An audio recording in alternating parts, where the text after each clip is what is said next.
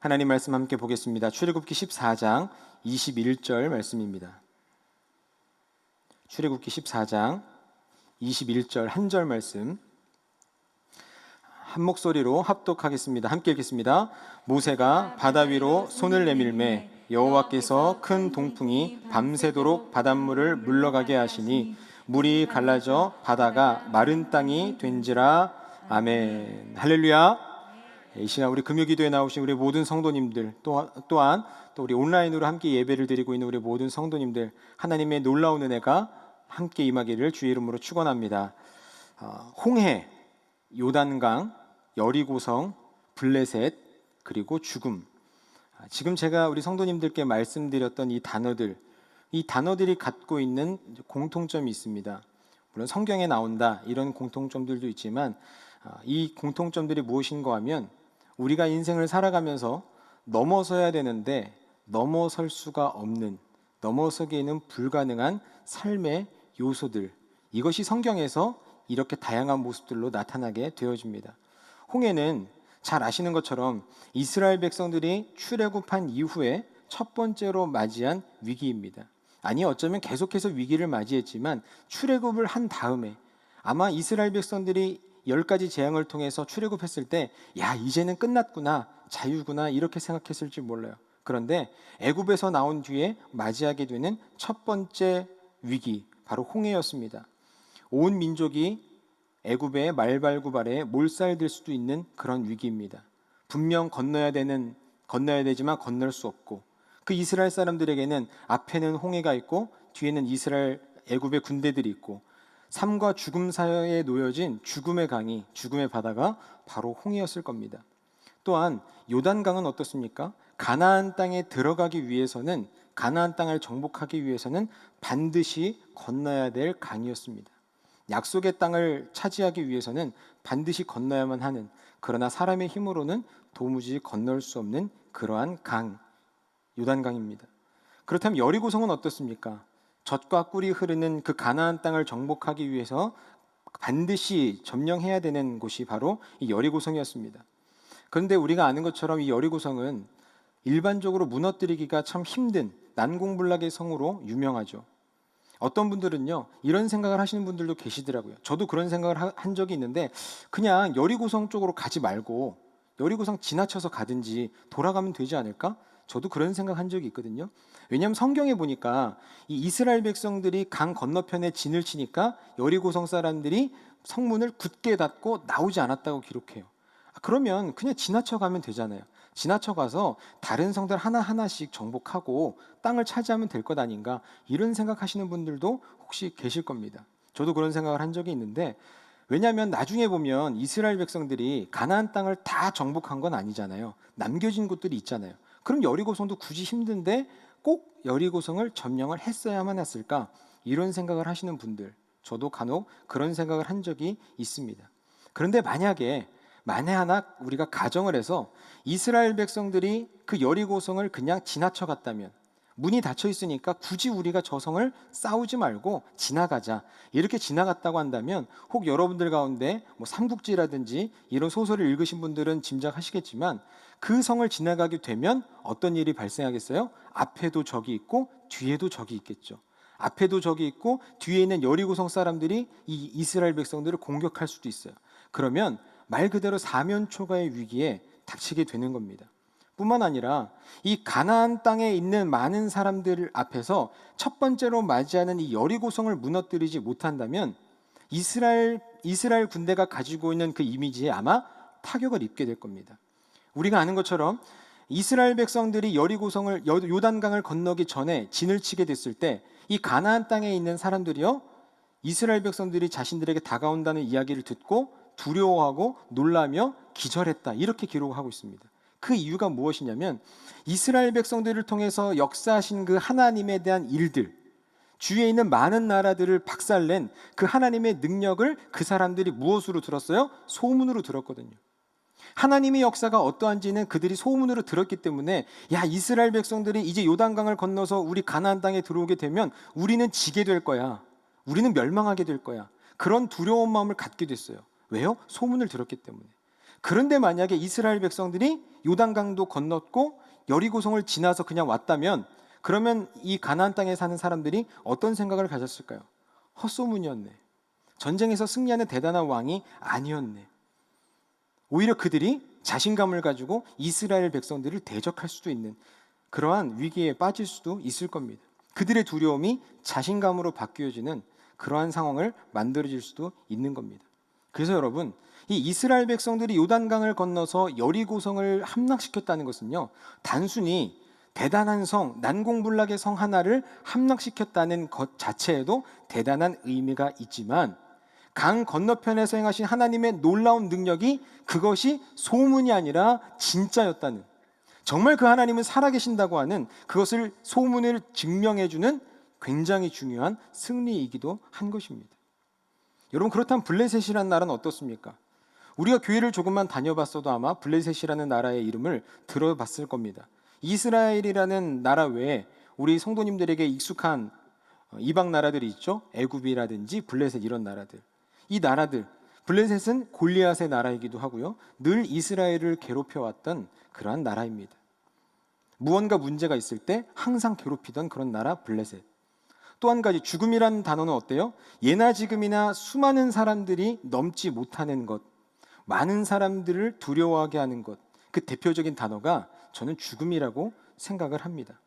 세상에 많은 사람들도요, 참 담대한 것 같은데, 참 쩌렁쩌렁하신 것 같은데, 이 죽음이라는 단어, 이 단어 앞에는 많은 사람들이 작아지고 두려워하게 되고 무너지는 모습들을 보게 됩니다. 어쩌면 이 세상을 살아가면서 홍해를 건너고 요단강을 건너고 여리고성을 함락시킨다 할지라도 결국에는 넘어설 수 없는 것, 죽음이라는 그 단어가 참 우리를 힘들게 하지 않는가, 이런 생각을 해봅니다. 이토록 많은 단어들은요, 우리의 인생길의 앞길을 가로막을 때 그런 단어들을 대체해서 사용하기도 하는 겁니다. 내 인생에 홍해를 만났다. 내 인생의 여리고성을 어떻게 하면 무너뜨릴 수 있을 것인가. 나를 향한 그런 블레셋과 같은 자들이 있다. 이렇게 우리가 예를 들어서 생각을 해볼 수 있죠. 그렇다면 이 단어들의 또 다른 공통점이 있는데요, 그 공통점이 뭐냐면 하나를 해결하면 또 다른 게 또 나온다는 겁니다. 여러분, 이스라엘 백성들을 보세요. 홍해를 건너니까 그냥 바로 가나안 땅에서 평안한 삶을 살았습니까? 홍해를 건너니까 뭐가 있습니까? 굶주림이 있고 목마름이 있고, 요단강을 건너니까 여리고성이 있고, 블레셋을 이기니까 다른 이방 민족들이 있고. 여러분, 우리 인생들도 그렇습니다. 내 인생의 홍해가 앞에 딱 놓여져 있을 때, 야, 내가 이 홍해만 건너면 내 인생에는 탄탄대로가 열리겠거니, 그렇게 생각을 하지만 어떻습니까? 홍해를 건너고 나니까 또 다른 문제들이 우리 앞에 생겨나더라는 겁니다. 제가 학생들한테도 늘 그런 얘기합니다. 야, 너희들 기말고사만 끝나면 좋을 것 같지? 너네 이제 고등학교 올라가면 어떡할래? 고3 있는 친구들에게 너희들 수능만 끝나면 좋을 것 같지? 수능이라는 홍해를 건너게 되면 또 뭐가 있어요? 대학교 들어가고 나서 자격증 따야죠, 취업해야죠. 취업하면 다 되나요? 승진해야죠, 결혼해야죠. 결혼하면 끝나나요? 애 낳아야죠, 애 키워야죠. 우리들의 인생의 홍해들이 계속해서 놓이더라는 거예요. 그것이 또한 공통점입니다. 그리고 마지막 공통점이 한 가지 더 있습니다. 가장 중요한 건데, 그게 뭐냐면 믿음의 사람들, 하나님의 백성들은 이 모든 것을 극복했다는 점입니다. 믿음의 사람들 앞에 홍해가 놓여져 있지만 믿음의 사람들은 홍해를 건너갔습니다. 믿음의 사람들에게는 굶주림이 있었고 목마름이 있었지만 그들은 그 모든 것을 해결했습니다. 이스라엘 백성들은 여리고성을 함락시켰고 블레셋을 무찔렀습니다. 그들에게는 분명 이러한 문제들이 항상 눈앞에 있었지만 그 모든 것들을 해결해 나갔다는 겁니다. 누가요? 믿음의 사람들이. 그리고 가장 중요한, 우리의 대장 되시는 예수 그리스도는 그 누구도 이길 수 없을 거라고 이야기했던 그 죽음을 이기고 부활하신 줄로 믿습니다. 우리 앞에 놓여진 모든 문제들, 그 어떤 문제들도 하나님께서 해결하시면 해결되지 않을 것은 없는 줄로 믿습니다. 오늘 이 자리 금요교회에 나오신 우리 성도님들, 또한 이 자리에 나오실 수는 없지만 또 유튜브로 예배를 드리고 있는, 온라인으로 예배를 드리고 있는 우리 모든 성도님들, 여러분 이 자리에 왜 나오셨습니까? 왜 이 금요 기도의 자리에 나오셨습니까? 왜 은혜의 보좌 앞으로 기도의 자리로 나아오셨습니까? 물론 많은 분들은 당연히 예배니까 늘 예배를 드리는 마음으로 나오시는 분들도 계시겠지만 정말 이 금요일이라는 것은 일주일 중에 가장 피곤한 시간, 힘든 시간, 쉬고 싶은 시간이 이 금요일 저녁 아닙니까? 그럼에도 불구하고 내가 이 시간에 피곤한 몸을 이끌고 이 교회에 나왔다는 것, 피곤한 몸을 이끌고 내가 유튜브 채널 앞에 서서 앉아서 하나님 앞에 말씀을 듣고 있다는 것, 그렇다는 것은 내 안에 무언가 하나님께 바라는 것이 있다는 것 아닙니까? 여러분 이 자리에 나올 때 그냥 나오신 것 아니잖아요. 여러 가지 이유가 있겠지만 내가 예배를 사모해서 하나님을 사랑해서 혹은 문제가 있어서 다양한 이유가 있겠지만 우리가 하나님의 보좌 앞에 나아가는 것은 어떠한 이유가 있기 때문에 나아가게 되더라는 겁니다. 때로는 가정의 문제, 때로는 직장의 문제, 때로는 자녀의 문제, 혹은 건강의 문제. 다시 말해서 내 인생의 홍해, 내 인생의 여리고성이 내 앞을 가로막고 있어서. 그런데 문제는 내 인생 앞에 놓여진 그 홍해를 난 아무리 헤엄쳐도 건널 수 없어요. 아무리 내가 노력해도 내 인생의 앞에 있는 여리고성을 나는 무너뜨릴 수 없어요. 아무리 노력해도 되지 않아요. 그래서 내가 하나님 앞에 내어놓고 기도하기 위해 나아오신 것 아닙니까? 사랑하는 성도 여러분, 홍해를 가르신 그 하나님의 은혜가, 여리고성을 무너뜨리신 그 하나님의 능력이, 블레셋을 무찌르신 그 하나님의 역사가 지금 함께 예배하는 우리 모두의 문제도 극복하게 하시는 놀라운 응답으로 나타나기를 주님의 이름으로 축원합니다. 오늘 본문에 기록된 이 홍해에 대한 사건은요, 고고학적으로 혹은 역사적으로 다양한 의견들이 많습니다. 홍해가 갈라지는 곳이 여기다 저기다, 지형에 대한 이야기들도 참 많아요. 여러 가지 가설들이 있습니다. 우리가 유튜브 채널만 찾아보더라도 그런 재밌는 영상들이 많거든요. 저도 그런 거 찾아보는 것을 참 좋아하는데, 여기가 홍해다 저기가 홍해다, 여기가 갈라졌다 저기가 갈라졌다, 아니다, 뭐 갈대나무 숲이다, 이런 이야기들이 많잖아요. 그리고 제가 한 번쯤 생각해 본 게 뭐냐면, 그래도 모세가 애굽에 있을 때 왕자의 수업을 받았잖아요. 40년간 왕자로서 살았단 말이에요. 그렇다면 왕자가 받는 수업 중에 가장 중요한 덕목 중에 하나가 뭐냐면 정치하고 군사거든요. 전쟁에 대한 부분을 수업을 받는단 말이에요.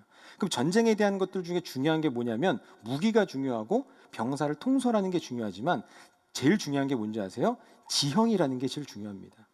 군사에서 지형이라는 것을 빼놓고는 이야기할 수 없어요. 그렇다면 제가 개인적으로 생각했을 땐 그랬어요. 모세가 아마 왕자의 신분으로 있을 때 그 애굽 주위에 있는, 애굽 땅 안에 있는, 주변에 있는 많은 지형들에 대해서도 분명히 공부를 했을 것이다. 분명히 공부를 했을 거예요. 물론 애굽에서 나온 지 40년이라는 시간이 흘렀지만 그래도 어떻게 모세가 굳이 이 이스라엘 백성들을 이끌고 막다른 곳으로 갔을까? 성경을 보면 우리가 알 수 있는 건 뭐예요? 앞에는 홍해가 있고 뒤에는 애굽 군대가 와요. 일반적으로 우리가 길을 생각한다고 한다면 앞에 홍해가 있고 뒤에 애국 군대가 있으면 어디로 가면 돼요? 양옆으로 가면 돼요. 이쪽으로 도망가도 되고 저쪽으로 도망가도 된단 말이에요. 근데 많은 사람들이 이야기하기로는 그 양쪽으로는 갈 수 없고 오직 길이 두 갈래밖에 없는데 뒤쪽에서는 애굽의 군대가 쫓아오고 앞에는 홍해가 있다. 이거는 군사적으로 지식을 조금만 배운 사람이라면 절대 해서는 안 된 행동입니다. 아니 만약 애굽의 군대가 쫓아오지 않는다 할지라도 어떻게 건너려고 한 거예요, 그거를? 저는 사실 이해가 안 가더라고요. 그래, 애굽의 군대가 쫓아오지 않는다 가정한다고 하더라도 이스라엘 백성들을 데리고 홍해를 어떻게 건너려고 모세는 그리로 갔을까? 무엇에 홀려서 그리로 갔을까? 이런 생각들을 저는 참 많이 해보게 됐습니다. 여러 가지 가설들이 있습니다. 여러 가지 주장들이 있는데요. 제가 이렇게 이야기했던 거는 별로 사실 중요한 얘기는 아닙니다. 아마 여기 계시는 성도님들 중에 저 목사는 참 희한한 생각도 많이 한다, 굳이 저런 생각을 해본 적이 없는데, 이러신 성도님들도 아마 계실 것 같아요. 근데 여러분, 말 그대로 학자들이 이야기하고 있는 것은 가설이고 주장이에요. 그리고요, 그 가설이 어떤 것이 맞는지는 저도 잘 모르겠지만 천국 가서 물어보면 알겠죠. 그렇지만 중요한 건 뭐냐면요, 따로 있어요. 우리는 그 중요한 것에 집중하면 돼요. 저처럼 괜히 그런 망상에 사로잡혀서 왜 모세가 그러게, 또 집에 돌아가시면서 그러지 마세요. 모세가 굳이 왜 그쪽으로 이스라엘 백성들을 인도했을까? 굳이 거기에 대해서 궁금증을 가지실 필요가 없어요. 왜냐하면 그것보다 더 중요한 게 있잖아요. 중요한 건 뭡니까? 지금 이스라엘 백성들이 홍해 앞에 다다랐고 그 뒤에는 애굽의 군대가 있다는 거예요. 성경에 그것은 확실하게 나와 있어요. 그리고 그들은 홍해를 헤엄쳐서 건널 수 없는 상황이라는 거예요. 위기의 상황이라는 거죠. 여러분, 우린 이것만 생각하면 되는 거예요. 여러분, 우리의 인생의 문제가 우리 앞에 놓이게 되었을 때 그때도 마찬가지인 거예요. 물론 혹 우리가 인생의 문제를 맞닥뜨리게 되었을 때 내가 혹시 하나님 앞에 범죄한 것은 없는가? 내가 혹시 돌이켜야 될 것은 없는가? 혹은 회개해야 될 것은 없는가? 이런 것들을 생각해보고 기도해보고 돌이키는 것도 중요하죠. 그래서 요한계시록 2장 5절에 이렇게 말씀을 하고 있거든요. 그러므로 어디서 떨어졌는지를 생각하고 회개하여, 이 말씀이 있잖아요. 그러니까 우리가 돌이키려면 어디서 떨어졌는지를 생각하고 회개해야 돼요. 어디서부터 잘못됐는지, 무엇이 잘못됐는지를 생각해야 됩니다. 그런데 그것도 중요는 하기는 하지만요, 사실 그거는 핵심이 아니에요. 어디서 떨어졌는지가 핵심이 아닙니다. 진짜 핵심 중요한 건 뭐예요? 어디서 떨어졌는지를 생각하고 그 다음에 나오는 회개하는 것, 회개하여서 그 다음에 뭡니까? 처음 행위를 갖는 것, 첫사랑을 회복하는 것, 이게 진짜 중요한 거잖아요. 어디서 떨어졌는지를 생각을 했는데도 내가 회개하지 않으면 아무런 소용이 없는 거예요. 어디서 떨어졌는지 만약에 내가 모른다 할지라도 내가 하나님 앞에 잘못한 것을 시인하고 하나님께로 돌이키고 첫사랑을 회복하면 그것은 되는 거예요. 여러분, 우리가 정말 중요한 것은 그겁니다. 나에게 왜 이런 문제가 생겼는지도 중요하지만 정말 중요한 건 뭐예요? 어떻게 하면 이 문제를 극복할 수 있을 것인가? 여러분, 왜 홍해 앞에 갔는가가 중요합니까? 홍해를 어떻게 하면 건널 수 있을까가 중요합니까? 어떻게 하면 홍해를 건널 수 있을까? 이게 중요한 것 아니겠어요? 어떻게 하면 홍해를 건널 수 있는지, 어떻게 하면 내 인생의 홍해를 가를 수 있는지, 극복해 나갈 수 있는지, 이것이 우리에게 더 중요한 겁니다. 그래서 우리 인생도요, 내 인생은 어쩌다가 이 모양 이 꼴이 됐을까? 내 인생은 왜 이렇게 실패한 인생이 됐을까? 내 가정의 문제는 왜 이런 문제가 생겼을까? 어디서부터 내 결혼 생활이 잘못됐을까? 때로는 그것을 한 번쯤 곱씹어 보는 것도 중요하겠지만 여러분, 그것은 문제 해결의 근본적인 원인이 될 수 없습니다. 근본적인 해결책이 될 수 없어요. 여러분, 중요한 거는 여러분들 어디서부터 문제 생겼는지가 중요합니까? 아니면 어떻게 하면 그 문제를 해결할 수 있는지가 중요합니까? 어떻게 하면 이 문제를 해결할 수 있는지가 더욱더 중요하잖아요.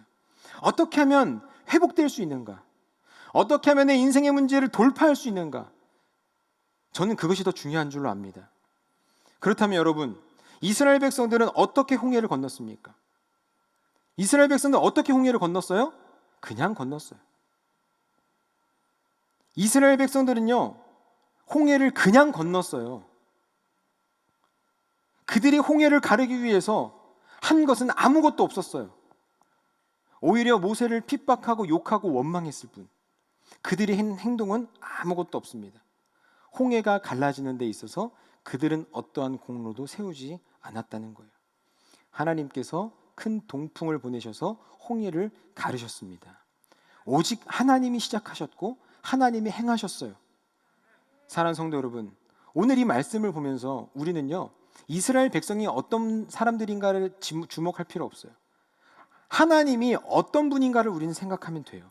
왜요? 이스라엘 백성들은 우리의 문제를 해결 못 해줘요. 누가 우리의 문제를 해결해 주십니까? 하나님이 해결해 주시잖아요. 그렇다면 오늘 본문에 나타난 하나님이 어떤 하나님이신가에 집중을 하면 됩니다. 여러분, 우리 하나님은 어떤 하나님이십니까? 홍해를 가르신 하나님인 줄로 믿습니다. 여러분, 아마 어떤 사람들은 이 홍해 앞에서 이렇게 탄식했을지 몰라요. 아, 이 홍해가 갈라져서 땅이 되지 않는 이상 우리는 건널 수 없어.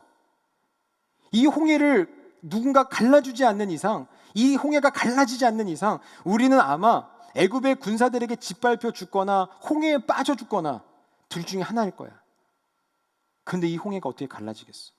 누가 애굽의 군대를 물리쳐 주겠어? 나는 죽겠구나. 돌아갈 수도 없고 애굽의 정예부대에 맞서 싸울 수도 없고, 그렇다고 해서 홍해를 헤엄쳐서 건널 수도 없는 노릇이었습니다. 그 어떠한 방법도 보이지 않는 그때에 하나님께서 홍해를 가르셨습니다.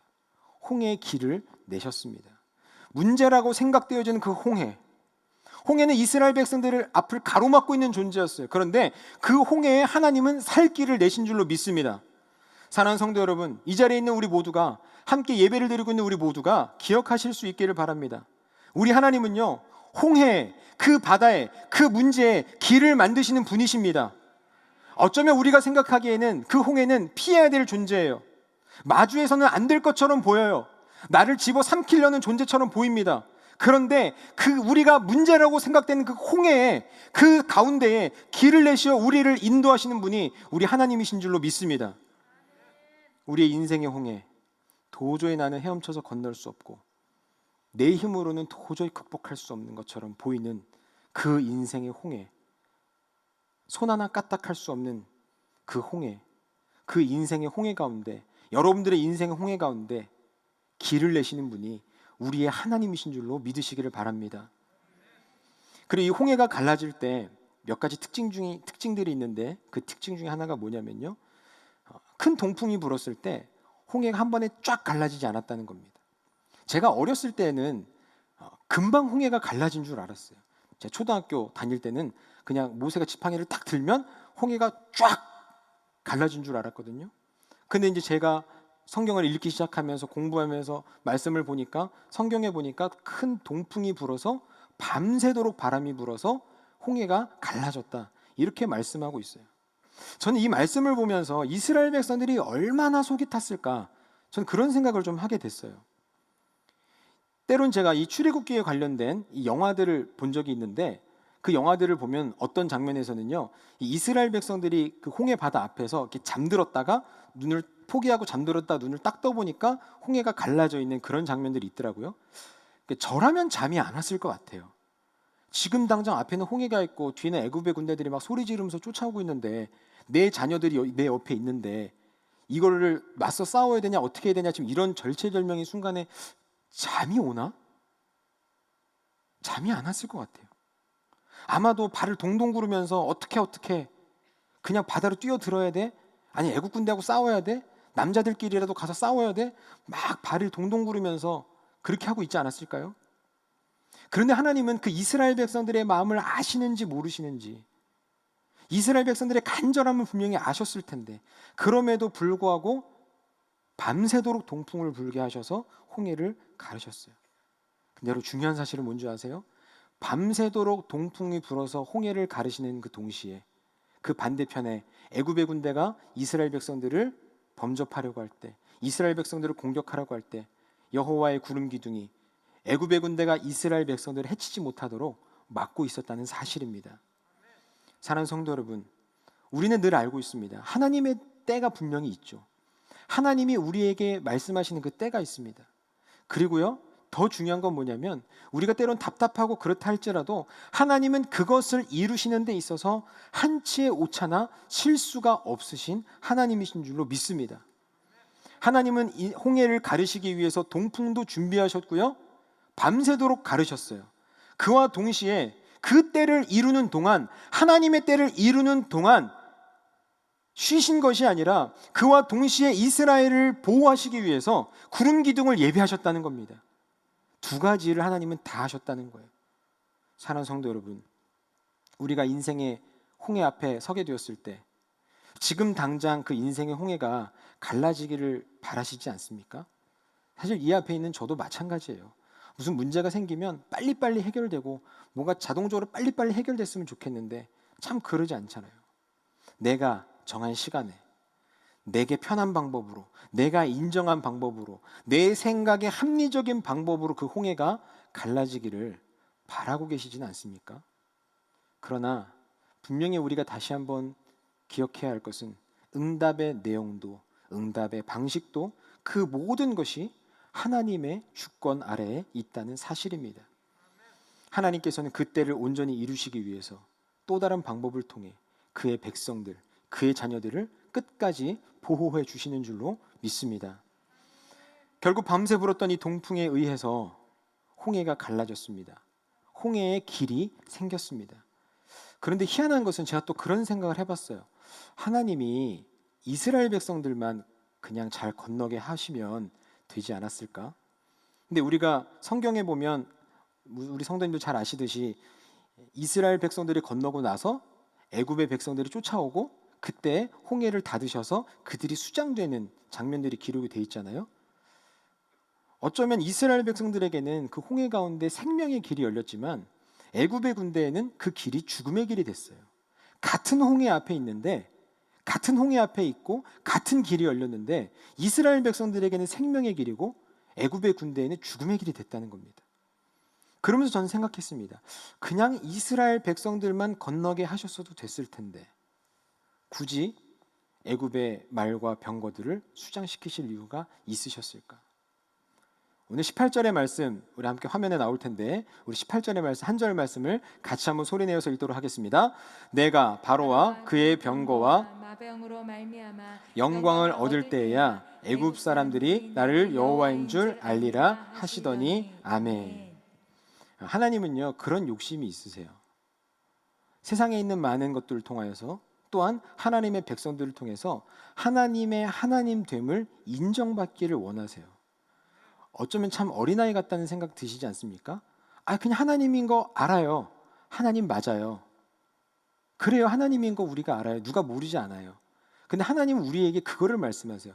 나는 내가 여호와 하나님인 것을 너가 잘 인정했으면 좋겠어. 나는 진짜 너의 하나님이 되기를 원해. 다른 모든 것을 줄 수 있고 내어주시지만 하나님이 우리에게 원하는 것은요, 쉽게 말하면 이거예요. 나 너한테 인정받고 싶어, 이거거든요. 그런 하나님의 그 마음을 가지고 오늘 이와 같이 이 애굽의 군대들을 수장시키셨다고 말씀하고 있어요. 여러분, 하나님은 이스라엘 백성들에게 생명의 길을 열어주셨잖아요. 근데 이것은 단지 400여 년 동안의 노예 생활을 했던 이스라엘 백성들이 불쌍해서 가여워서 그런 마음으로 구원해 주신 정도가 아닙니다. 하나님은 내가 선택한 백성, 나의 자녀들에게 베풀어주는 하나님의 은혜가 어떠한지를 보여주고 계시는 거예요. 너희들이 내 백성이야. 너희들은 내 자녀야. 그러면 하나님의 자녀, 아버지 하나님 된 내 자녀들에게는 어떤 은혜가 임하는지를 너희들이 봤으면 좋겠어. 그래서 우리들에게 그런 은혜를 베풀어 주시는 거예요. 그리고 하나님은 이스라엘 백성들이 그 은혜를 온전히 깨닫게 되기를 원하고 계시는 거예요. 여러분, 성경에 이런 내용들은요 엄청나게 많은 내용들이 나옵니다. 너희들이 잘해서 싸워서 이긴 줄로 알까봐 난 너희들에게 일반적인 전투는 원하지 않아. 나만이 이길 수 있는 전투를 할 거야. 성경에 이런 내용들이 수많이 기록되어져 있지 않습니까? 하나님이 이 시간에도, 이 순간에도 이스라엘 백성들에게 보여주시고 싶은 것은 하나는 그겁니다. 내 백성은 내가 책임져. 내 능력으로 너희들을 인도할 거야. 그 말씀을 주시는 거고요. 또 한 가지는 이겁니다. 이스라엘 백성들이 400여 년 동안에 애굽에 살면서 그들이 가장 두려워했던 것은 무엇일까요? 애굽이었을 겁니다. 그들 앞에 있는 애굽의 군대들, 가장 막강하다고 하는 애굽의 말과 병거들, 기병들, 이것을 가장 두려워했을 겁니다. 그러니까 이스라엘 백성들의 마음속에 두려워하고 있는 두 가지 존재는 무엇이었습니까? 하나는 눈앞에 있는 홍해, 하나는 내 뒤에 있는 애굽의 군대들. 하나님은요 그거 어느 것 하나도 내버려 두고 싶지 않으신 거예요. 왜요? 하나님이 홍해보다 크신 분이고요, 하나님이 애굽의 군대보다 강하신 분이시거든요. 그러니까 하나님이 이것을 내버려 두고 싶지 않은 거예요. 홍해를 가르심을 통해서 야, 봐, 내가 홍해보다 위대하지. 내가 원하면 이깟 홍해 얼마든지 가를 수 있어. 그리고 이 애굽의 군대들을 수장시키시면서 그들에게 어떤 말씀을 주시는 거예요? 너희들이 그토록 수백 년 동안 두려움에 휩싸였던 애굽의 군대, 내 앞에서는 아무것도 아니야. 내가 애굽의 군대보다 더 강해. 그러니까 나만 믿고 따라와. 하나님 이스라엘 백성들에게 진짜 하나님이 되고 싶으셨던 겁니다. 성도 여러분, 그리고 마지막으로 그들이 건넜던 이 홍해에 대해서 성경은 뭐라고 기록하냐면요, 마른 땅이 되었다, 이렇게 말씀하고 있어요. 마른 땅이라는 게 뭐예요? 물기가 전혀 없는 그 땅을 말해요. 방금 전까지 과연 이 땅이 바다가 맞았나? 상상조차 할 수 없는 그 땅을 말합니다. 이스라엘 백성들이 건너에 있어서 어느 것 하나 부족함이 없는 땅을 말합니다.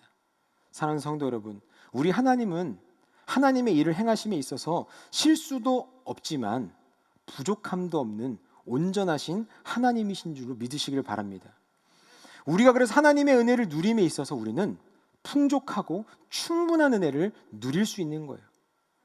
그래서 우리가 하나님의 은혜를 받았을 때 내가 주님 한 분만으로 만족합니다. 우리가 그런 찬양을 하지 않습니까? 그게 무엇이냐면 주님 한 분만으로 나는 충분합니다.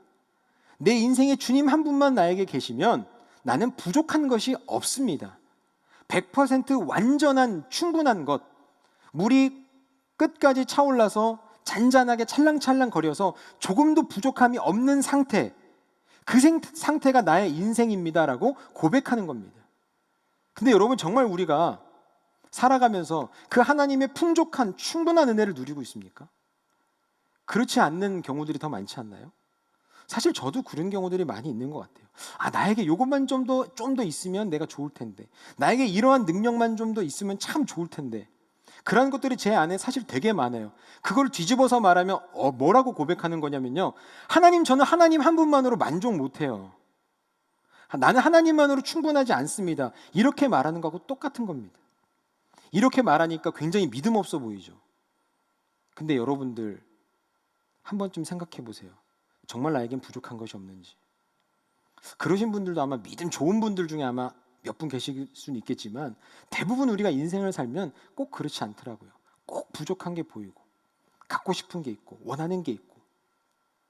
그런데 여러분, 오늘 하나님 말씀에 그들이 마른 땅이 되었다, 마른 땅을 건넜다, 이 말은 뭐냐면 이스라엘 백성들이 홍해가 갈라진 정도가 아니라 홍해가 갈라졌는데 하나님의 역사가 일어났는데 한치의 부족함도 없는, 조금의 부족함도 없는 완전한, 풍족한, 충분한 은혜가 그들에게 임했다는 것을 보여주고 있는 사실입니다.